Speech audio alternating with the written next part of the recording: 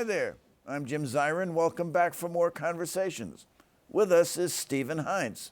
Steve Heintz has been, since 2001, president of the Rockefeller Brothers Fund, a family foundation with an endowment of approximately $1.2 billion that advances social change for a more just and peaceful world. In 2002, he led the Rockefeller Brothers Fund's joint initiative with the UN Association to open a Track 2 dialogue that helped lay the groundwork for the Iran nuclear deal. The Iran Project, which he co-founded, keeps alive the possibility of a peaceful relationship with Iran, despite the U.S. withdrawal from this historic agreement.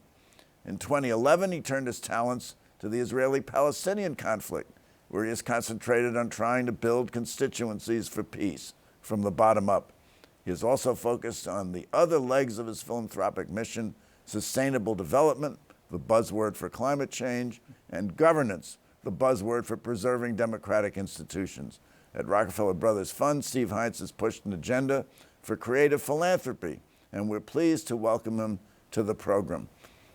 Thank you, Jim. I'm delighted to be here. Well, we're delighted you are here. So tell us something about John D. Rockefeller, how he made his money, and how it devolved into the Rockefeller Brothers Fund. Well, it's absolutely an extraordinary American story. John D. Rockefeller was born in upstate New York to a very modest family, moved out to Ohio, and first went to work at age 16 in 1866.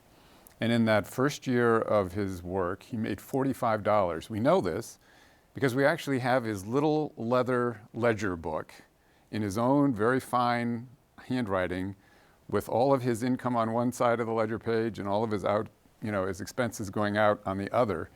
And he made $45 in the first year, and he gave away $5 to charity. So he was already, because of his strong Baptist upbringing, giving away more than 10% of his income.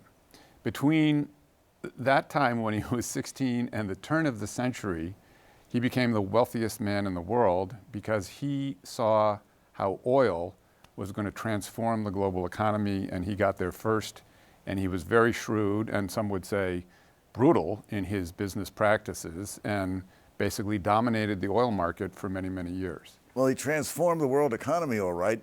The Rockefeller Brothers Fund is named for his 5 grandchildren. Exactly. And how did that come about?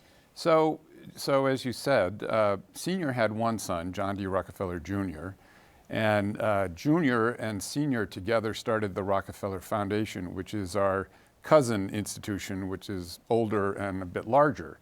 And in 1940, John D. Rockefeller Jr. turned to his 5 young sons. At the time, I think they ranged in age from 25, David Rockefeller, to 35, John D. Rockefeller III. And he basically said to them, okay, boys, it's time to get serious about philanthropy. And if you can demonstrate to me that you can collaborate effectively together on philanthropic activities, I will help create a larger foundation for you and your heirs to manage. And that's how the Rockefeller Brothers Fund got started. Now, how long has it been since one of the original 5 brothers was on the board of your foundation? Fairly recently. David was on the board until 1987. And David himself was still involved with us until the time of his death. That's amazing. Yeah. And now, the mission of the Rockefeller Brothers Fund, the philanthropic mission, has changed over the years since its inception, hasn't it? Yes. I think one of the great legacies of Rockefeller family philanthropy in general is that they have foresight. And they also realize that the world is going to change, and that they shouldn't have a fixed point of view, and that they should let subsequent generations determine the specific things that the foundation will endeavor to do according to their own views and circumstances in global condition at the time. So it does evolve over time. And when you became the president in what year? 2001. In 2001. And has the mission changed since you've been the president? Well, we spent the first 2 years of my presidency kind of redesigning the work of the foundation. And this was at the invitation of the board when they hired me. It was an explicit kind of time that they felt with new generations coming onto the board that we should re-examine. So we did, and we didn't really change the mission so much, but we did change the areas of focus and really ended up concentrating our work in the three areas that you've described. Now, I think you coined a phrase which is quite intriguing to me. It's called acupuncture philanthropy. Right. What in hell is acupuncture philanthropy? Well, as somebody who's experienced acupuncture, the reason that the metaphor came to me was that, you know, when you really think about it, philanthropy has very modest resources. I mean, a $1.2 billion foundation is obviously not negligible, but American foundations in total give away something around $65 billion a year, which is a significant sum of money. But when you compare it to the US economy or government spending, it's really a drop in the bucket. So the challenge for all of us in philanthropy is how do we have the greatest impact with these relatively modest resources? And so that's the notion of acupuncture. You know, with acupuncture, all you have are these tiny little needles, and the question is, where do you insert the needles in order to trigger some kind of systemic change? And that's what we have to do. We have to deploy our resources precisely and strategically with the hope that it creates a much bigger change than one could imagine. Okay, so one of the needles, if you will, is peace in the world, or Yes. promoting peace in the world, and you decided to do that by taking on the dilemma of Iran. Yes. Now, please tell us something about that. Well, I think this is actually a very good example of this concept of acupuncture philanthropy, because it didn't cost much money, and yet, as you kindly said, we did help create the conditions that ultimately led the US and Iran and the other 5 permanent members of the UN Security Council to negotiate an agreement to contain Iran's nuclear program. I first got interested in Iran as a student during the Islamic Revolution of 1979, and I watched, as all Americans did, the hostage crisis and so forth. And I just carried that with me all these years. And then after 9/11, I began to study very carefully more of what was happening in the Middle East in the Sunni and Shia communities. And obviously the Arabs are largely Sunni and the Iranians are largely Shia, and they have their religious and secular differences. And we had no diplomatic relations with Iran because of the revolution and because of the hostage crisis. So by then it was 35 years with absolutely no diplomatic contact between Iranians and Americans, no understanding of each other, and yet the possibility of a major crisis around Iran's nuclear program. Now, Iran wasn't involved in 9/11 directly. Not at all. Although the Shia and Sunni have, at least elements of them, seem to have one thing in common, and that's terrorism around the world. They do. How did you get around that relationship? Well, what we focused on was the fact that the Shia and Sunni also have conflict with each other. And so not only did the United States have major concerns about Iran's nuclear activity, we also recognized that in the broader Middle East, where the United States has major national interests, that the conflict between the Sunni and the Shia, between the Arabs and the Iranians, was also a potential, flashpoint. So we thought if we could at least contribute to reducing the possibility of a nuclear problem, that this might also create the conditions for further diplomatic work on some of these other issues around terrorism and around other tensions in the Middle East. Well, Iran was a particular problem because they were thought of as an international bad actor. Right. It would undoubtedly not present a problem if Sweden or Norway were to develop a nuclear capacity. But Iran was developing one, even though they were signatories to a non-proliferation agreement. So what really gave rise to the concern about Iran and nukes? Well, it was exactly that. I mean, everybody was concerned about Iran's behavior in the region. And if they were armed with nuclear weapons, obviously the concern is magnified 1,000-fold. Of course, the interest was in finding a peaceful way of resolving this issue rather than resorting to some kind of military conflict to prevent Iran from getting nuclear weapons, which would just create more bloodshed and more tension and ripple effects of conflict throughout the greater Middle East. So what did you do to get started on a path to making a deal? So working with Ambassador William Lors, who at that time was retired from the U.S. Foreign Service and leading the United Nations Association, we partnered up. And Bill and I then approached the Iranian mission here at the United Nations and said to them that we thought it might be useful to create a confidential channel of conversation between senior Iranians and senior Americans to talk about the issues that we disagree on and to see if there was some way of finding a peaceful solution to some of these problems. They pretty quickly agreed to this concept, and of course they had to get approval from Tehran in order to do this. And it took us a year of preparation before the first meeting could take place. And we invited a very small group, really a handful of very distinguished Americans, mostly retired diplomats who had served in both Republican and Democratic administrations, and a couple of scholars and analysts, and they assembled their team from Tehran of people representing different factions in Iranian political circles. And we started meeting very quietly in Sweden, as a matter of fact, because we needed a neutral host for this conversation, and it had to be extremely quiet because it was highly risky. And so that first meeting took place in December of 2002. And it was a very difficult conversation. So you go back and forth, and you wind up with the JCPOA. Tell us what was in the JCPOA. So, after many, many years of these conversations, we finally did get to the point where the two groups had generated some ideas about how the nuclear program could be contained and verified by international monitors. And we were sharing this with the State Department as they were beginning to reach out to Iran and the White House as well, and they were doing the same in Tehran.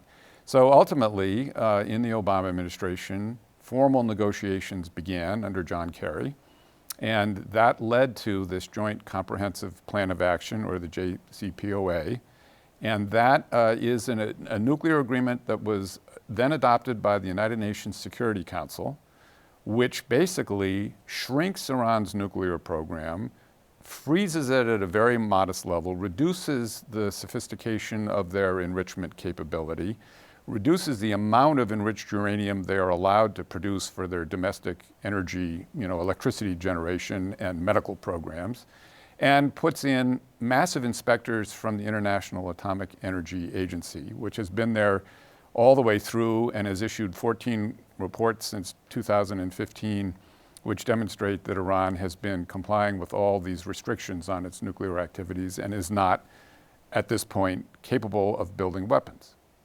And there was a provision for something called snapback, so that if the Iranians failed to comply down the road, there would be renewed sanctions. Exactly. So this gave, especially the United States and our European partners, a greater degree of confidence that if the inspectors found anything that indicated that Iran was cheating on the deal or had a secret program underway, that they could immediately reimpose sanctions and punish Iran for its lack of compliance. Okay, now President Trump is elected, and the deal provided that the Secretary of State, I think, would have to certify periodically that Iran was in compliance. That's correct. Which he did.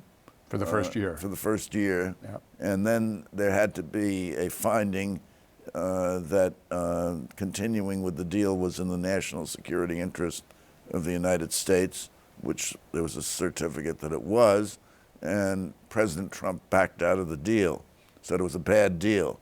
Was he right? No, I think he was absolutely wrong.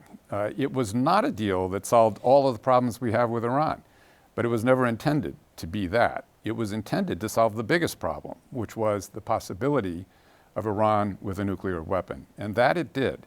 And as John Kerry said at the time, and so did Foreign Minister Zarif of Iran, the nuclear agreement was a floor and not a ceiling, meaning that it was a place to begin negotiations on the broader set of issues, not the end of negotiations.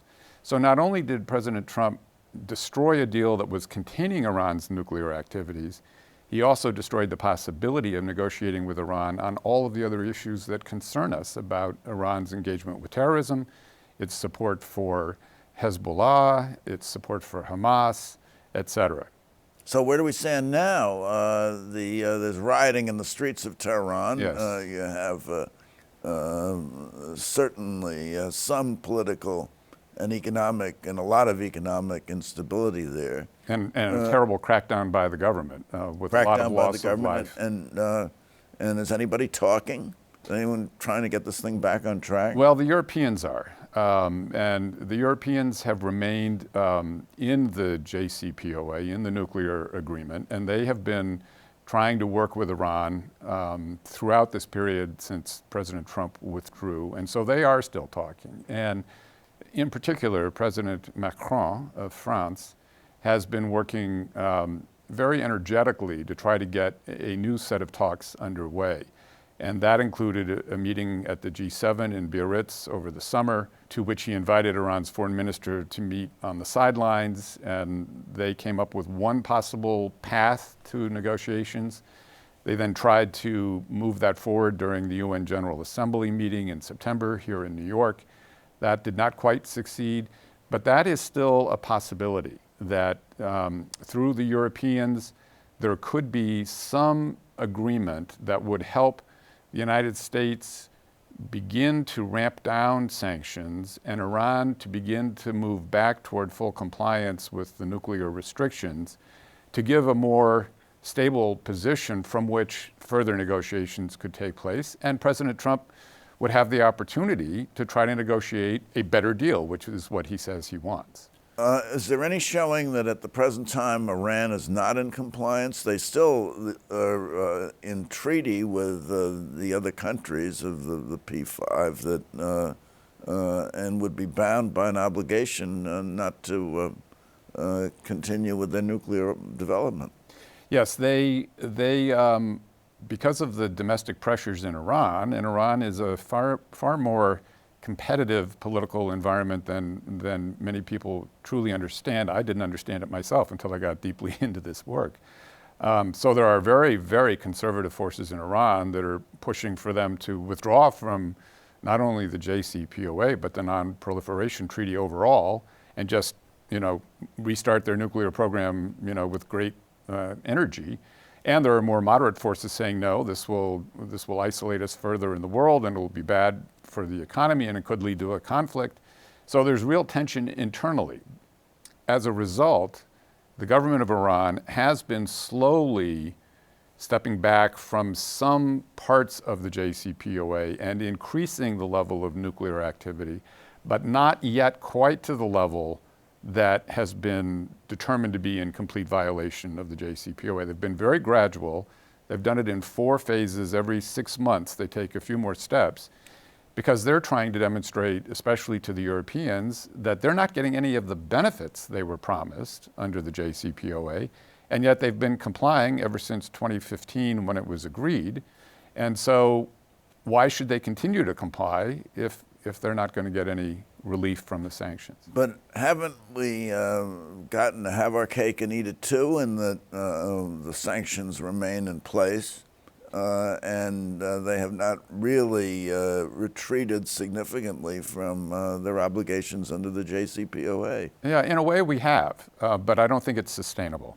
I really think that if we continue on this path and we don't find a way to get back to talking to each other, that we are in a very dangerous situation that could lead actually to another military conflict. We've seen in recent months small-scale military incidents take place in the Straits of Hormuz, or the attacks on Saudi oil facilities with very sophisticated drones that everybody believes were fired from Iran. Iran denies this, but everybody believes that that's what happened.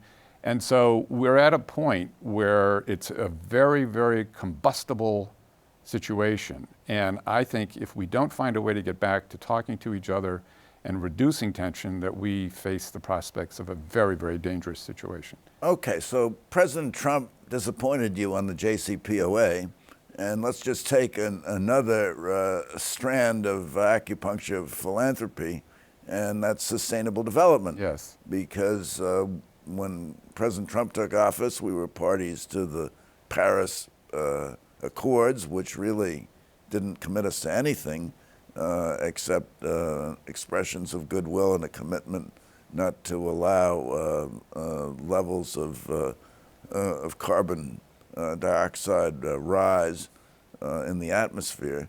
And he pulled out of that one too. Yes. So you were doubly disappointed. Yes, So very, very much so. I was in Paris during the conference that led to the Paris Agreement, also in 2015.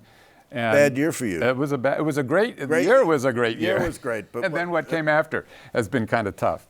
And of course, the rest of the world, with the exception of the United States and Brazil, remain committed to the Paris Agreement. And as you and I are having this conversation today, the world's leaders are meeting in Madrid at the annual UN Conference of the Parties, as they are called, to follow up on the Paris Agreement. And you know, the climate emergency is just getting more acute literally every day. And the scientific evidence is just overwhelming at this point that the path that we are on in terms of carbon emissions and global temperature rise will cause major catastrophic consequences by the end of this century unless we become far more aggressive in reducing our emissions of greenhouse gases and building the clean energy economy of the future. And the United States, as the largest carbon emitter per capita, needs to be a leader in this process, not a laggard. And it was, I think, a terrible decision to withdraw from the Paris Agreement. And I think that it shows a lack of understanding of the science, a denial of reality, and a real abdication of American leadership responsibility. Okay, so let's just move on to Israel-Palestine, where you've played something of a role as well. You can see how much progress we're making around the world. Yes. Yeah. Now, there doesn't seem to be any peace process going on. No. And in fact, I think if you Google peace process is over, you get something like 300 million hits. And I think you said you were committing Rockefeller Brothers Fund to try to build peace from the bottom up. Correct. But you've also taken some heat because recently for your support of something called BDS, which is boycott, divestiture, and sanctions, which supporting organizations which in effect are trying to punish Israel because of their position. So why has the Rockefeller Brothers Fund gotten interested in this?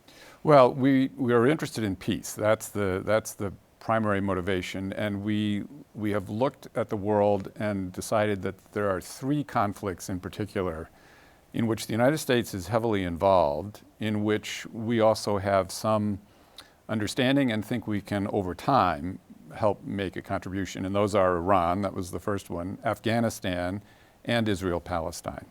And in the case of Israel-Palestine, I want to be very, very clear about this.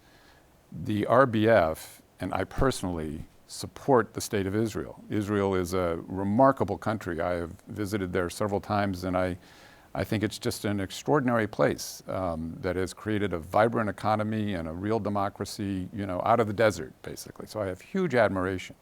On the other hand, I am deeply critical, and so are we institutionally, of the current policies of the Israeli government, which continue the occupation of the West Bank, continue building settlements, now talking about annexing parts of the West Bank in ways that deny the Palestinians their rights, their future, their homeland too. And so we are trying to find a peaceful resolution of this problem that can create greater security for Israelis and a future for the Palestinians. And this ought to be possible. So, but it's certainly not so possible with the United States moving the embassy for no reason and the United States condoning and recognizing settlements on the West Bank. Unfortunately, we've run out of time. Oh, that is too bad. But I have a question Yeah. for you, because philanthropists are supposed to be optimistic and feel they can change the world. And it seems to me that at the moment, you've lost out on Iran, you've lost out on Israel-Palestine, you've lost out on sustainable development, climate change. Do you remain optimistic? I do, actually. You know, we are long-term players. The foundation's been around since 1940, and it will continue to be around. And we believe that change happens slowly until it happens quickly. And it's about reaching those tipping points. And we continue to feel that the human spirit is remarkable. Human ingenuity is extraordinary. And human beings can solve these problems. It will take time, it takes dedication, it takes work, and it takes optimism. And we remain optimistic. Human beings can solve these problems. That's our takeaway. So, Steve Heintz, thank you so much for coming by. Thank you very much. Pleasure to be here, Jim. Thank you for coming by. Tune in next week for more conversations. I'm Jim Zirin. Take care and all the best.